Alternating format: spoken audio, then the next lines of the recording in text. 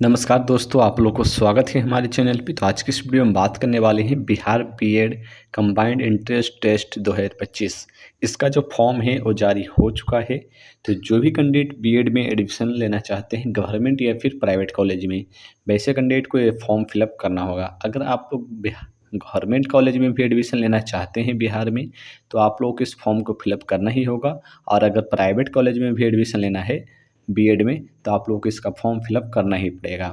दोनों केस में आप लोगों को फॉर्म फिलअप करना ही होगा, क्योंकि जब प्राइवेट कॉलेज में एडमिशन लीजिएगा तो उसमें भी आप लोगों का सीईटी देना अनिवार्य है, तभी आप लोग उसमें एडमिशन ले पाएंगे। ठीक है, चलिए अब बात कर लेते हैं कि आप लोगों को कब से कब तक इसका फॉर्म फिलअप होने वाला है और क्या इसमें एलिजिबिलिटी रहने वाला है और क्या इसमें जो है आप लोगों को जो है क्या सिलेबस रहने वाला है। ये सारी जानकारी आपको इस वीडियो में मिलेगा और कब तक इसकी एग्जामिनेशन ले ली जाएगी इस पे हम बात करने वाले हैं। सबसे पहले देखिएगा, नोटिफिकेशन आप लोग इस प्रकार से जारी किया गया है।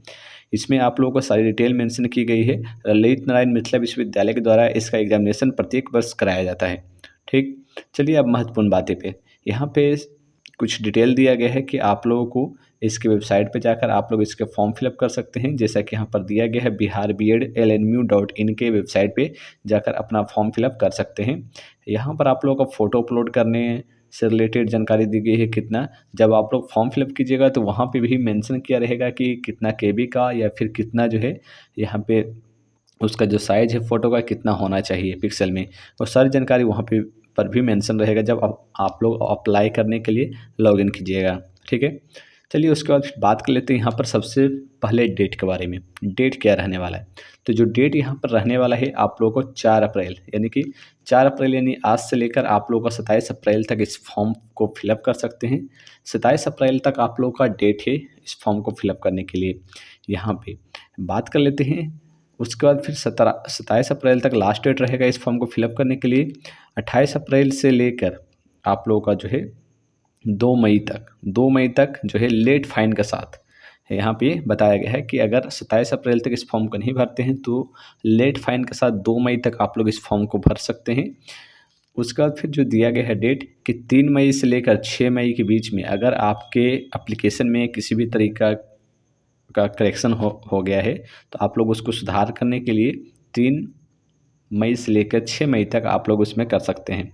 एडमिट कार्ड के बारे में बात करें तो एडमिट कार्ड का जो डेट दिया गया है कि 18 मई को आप लोग को एग्जामिनेशन ले ली जाएगी, लेकिन ये तो देखने वाला होगा कि अगर एग्जामिनेशन होता है, एडमिट कार्ड आता है कि नहीं 18 मई को। बात कर लेते हैं एग्जामिनेशन डेट के बारे में कि 24 मई को एग्जामिनेशन ले ली जाएगी। तो चलिए अब बात कर लेते हैं कुछ और डिटेल के बारे में। यहाँ पर सबसे पहले बात करेंगे कि आप लोगों का एलिजिबिलिटी क्या रहने वाला है, कि कौन से कैंडिडेट इस फॉर्म को फिलअप कर सकते हैं। तो जैसे कि यहाँ देख सकते हैं एजुकेशनल एलिजिबिलिटी आप लोग यहाँ पर देखने को मिलेगा। यहाँ पर सबसे पहले मेंशन किया गया है candidate with at least 50% marks either in that bachelor degree 10+2+3, यानी कि यहाँ पर कहा जा रहा है कि आप लोगों ने जो ग्रेजुएशन किया है, आप लोगों ने ग्रेजुएशन किया होगा, तो जो भी कैंडिडेट ग्रेजुएशन किए हैं वैसे कैंडिडेट कम से कम आप लोगों के पास 50% मार्क्स होना चाहिए। 50% मार्क्स रहेगा तभी आप लोग इस फॉर्म को फिलअप कर सकते हैं। फिर उसके बाद फिर दिया गया है and the master degree in the science, social science, humanities, commerce, bachelors engineering technology with specialisation in science mathematics with 55% marks any other qualification equivalent. यहाँ पर कहा जा रहा है कि अगर जो कैंडिडेट मास्टर डिग्री किए हैं, ठीक है, यानी कि पीजी किए हैं, या फिर जो सोशल साइंस से ह्यूमैनिटीज़ से जो पीजी किए हैं, या फिर बैचलर इंजीनियरिंग या फिर टेक्नोलॉजी यानी कि जो बीई या बीटेक किए हैं, वैसे कैंडिडेट के लिए जो है यहाँ पे 55% मार्क्स होना चाहिए इस फॉर्म को फिलअप करने के लिए। ठीक है, उसके बाद फिर आप लोगों को दिया गया है कि कैंडिडेट यहाँ पर देख सकते हैं, यहाँ पर आप लोगों को मेंशन किया गया है कि BA including Sanskrit subject with 50% marks, इसके बारे में भी जानकारी दी गई है। ठीक है, तो यहाँ तक तो आप लोगों को क्लियर हो गया कि आप लोगों का एलिजिबिलिटी क्या रहने वाला है एजुकेशनल पर्पज, एजुकेशन से रिलेटेड कि कितना तक आप लोगों का जो है यहाँ पे मांगा जा रहा है, तो वो चीज़ें आपको लोगों को क्लियर हो गया। यहाँ पर आप लोगों को दिया गया है कि किस प्रकार से आप लोग इसका फॉर्म फिलअप कर सकते हैं, उसका निर्देश यहाँ पर देख सकते हैं मेंशन किया गया है, किस प्रकार से नाम लिख सकते हैं, डेट ऑफ बर्थ का फॉर्मेट क्या रहने वाला है, सारी जानकारी यहाँ पर मेंशन की गई है। और यहाँ पर इस प्रकार से प्रोसेस भी बता दिया गया है स्टेप बाय स्टेप कि आप लोग इसका फॉर्म फिलअप किस प्रकार से कर सकते हैं इस नोटिफिकेशन में। बात कर लेते हैं अब कि इसका जो है परीक्षा केंद्र कहाँ कहाँ हो सकता है, उसके बारे में यहाँ पर अपडेट दिया गया है। तो बहुत सारे कैंडिडेट को ये पता नहीं होता है और इसका एग्ज़ाम फॉर्म फिलअप कर देते हैं, जिसकी वजह से उनको प्रॉब्लम आती है। तो सबसे पहले बात कर लेते हैं कि अगर आप ऐसे डिस्ट्रिक्ट से हैं जहाँ इस सेंटर का नाम इसमें नहीं दिया गया है, तो आप लोग एक बार पहले देख लीजिए, ठीक है, ताकि आप लोगों को अगर सेंटर कहीं पर भी जाए तो आप लोग वहाँ पर जा सकें। तो इस बात को आप लोग ध्यान में रखिए। यहाँ पर देखिए तो आरा हो गया, भागलपुर, छपरा, दरभंगा, गया, हाजीपुर, मधेपुरा, मुंगेर, मुजफ्फरपुर, पटना, पूर्णिया, इन सभी ज़िलों में जो है आप लोगों का एग्जामिनेशन हॉल होने वाला है। तो ये आप लोगों को जानकारी होना ज़रूरी है फॉर्म फिलअप करने से पहले, ताकि आप लोग को एग्जामिनेशन देने में कोई प्रॉब्लम ना हो। क्योंकि बहुत सारे ऐसे कैंडिडेट होंगे जो ऐसे डिस्ट्रिक्ट से होंगे और अगर उनका एग्जामिनेशन ऐसे डिस्ट्रिक्ट में चला जाए जो बहुत डिस्टेंस हो, तो उनको प्रॉब्लम हो सकती है एग्जामिनेशन देने में। तो यही इसलिए हम आप लोग को बोले कि इसको आप लोग जरूर देख लीजिएगा फॉर्म फिलअप करने से पहले। अब बात कर लेते हैं कि आप लोग का पैटर्न क्या रहने वाला है। आप लोग का जो पैटर्न है वो क्या रहने वाला है, पैटर्न ऑफ एंट्रेंस टेस्ट।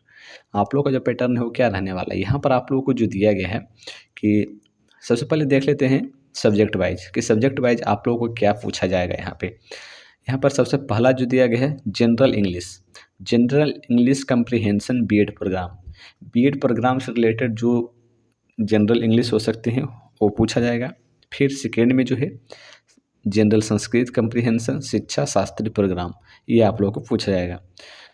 फिर आप लोग को जनरल हिंदी रहने वाला है, लॉजिकल एनालिटिकल रीजनिंग रहने वाला है, general awareness, teaching learning environmental in school, ये सब्जेक्ट पूछे जाने वाले हैं। तो यहाँ पर बात कर लेते हैं कौन सा सब्जेक्ट कितने नंबर के पूछे जाएंगे। सबसे पहला बात कर लेते हैं इंग्लिश के बारे में। इंग्लिश में जो है 15 क्वेश्चन पूछे जाएंगे, 15 मार्क्स के होंगे, ठीक है। उसके बाद फिर बात कर लेते हैं जनरल संस्कृत। जो जनरल संस्कृत है उसका भी 15 मार्क्स के ही इसके क्वेश्चन पूछे जाएंगे, ठीक है। जनरल हिंदी पे आते हैं। जनरल हिंदी के 15 क्वेश्चन आएंगे और रीजनिंग का यहाँ पर 25 क्वेश्चन रहने वाले हैं। रीजनिंग का जो है 25 क्वेश्चन रहने वाला है। और जनरल अवेयरनेस सबसे महत्वपूर्ण चीज़ ये है। जनरल अवेयरनेस जो है इसमें आप लोगों का टोटल 40 प्रश्न रहने वाला है, जो सबसे ज़्यादा वेटेज है। जिनका भी जनरल अवेयरनेस मजबूत होगा उनको ये जो है इसका एग्जामिनेशन निकालने में आसानी होगी। उसके बाद फिर बात कर लेते हैं teaching learning environmental in school. इससे आप लोगों को 25 प्रश्न पूछे जाएंगे, ठीक है।